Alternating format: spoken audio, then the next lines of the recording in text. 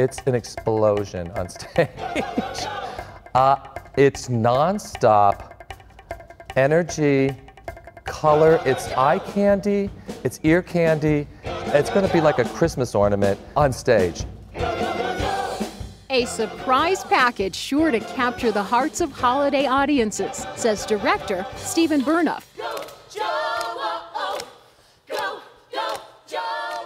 The endearing story of Joseph and the Amazing Technicolor Dreamcoat resonates through the music of Andrew Lloyd Webber and Tim Rice. If you don't like hard rock, you're going to love calypso, or you're going to love country western. And that's what's so amazing about the show. There's a couple of contemporary moments in the show that the show lends itself to very well. And now Joseph, here's the punchline, and it's really gonna blow your mind. I'm using a fantastic cast of about 24 locals. One person coming in, but he's a member of the Arvada Center family, David Villela, playing the Pharaoh. He played Che here in Vita and a couple other shows. It's terrific.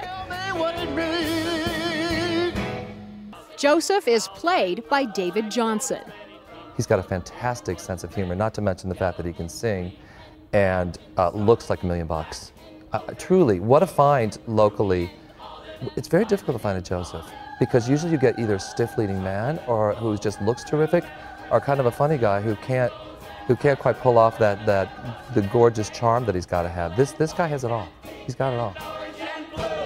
It's been 7 years since Joseph and the Amazing Technicolor Dreamcoat played at the Arvada Center. Producer Rod Lansbury says when he decided to bring it back, he wanted to be sure it had a fresh look, because that's what audiences have come to expect of the center.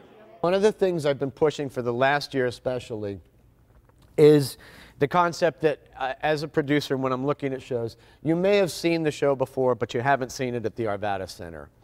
Well, suddenly I can't use that on Joseph, because you have. But you haven't seen this version. So as cast and crew reported for rehearsals, Lansbury set the bar high. One of the things I can say that has been an incredibly pleasant surprise is I'm hearing more and more often, over and over again, I saw the show in New York, I saw the show in London, I saw the show in LA, I saw it downtown at the Buell. This was so much better.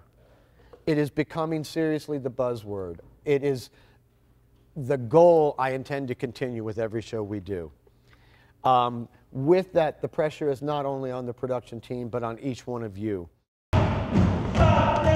With only 3 weeks of rehearsals, cast and crew had their work cut out for them.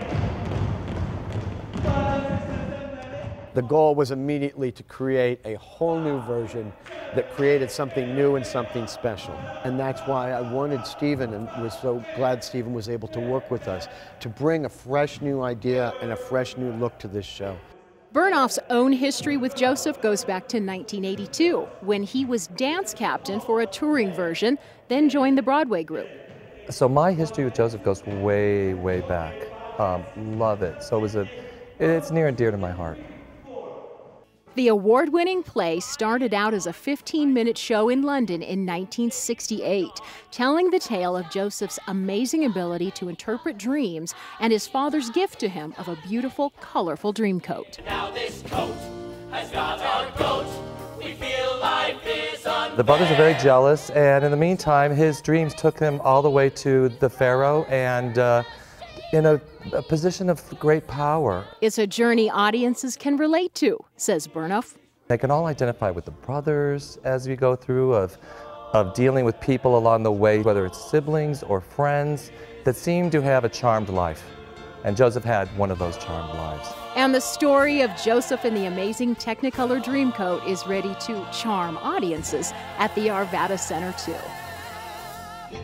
I think the folks that saw it years gone by, hopefully they're ready for to be surprised and for something a little new and exciting. If we can make folks laugh and cry a little and feel something and find a little heart in the show, or a lot of heart, I'm thrilled.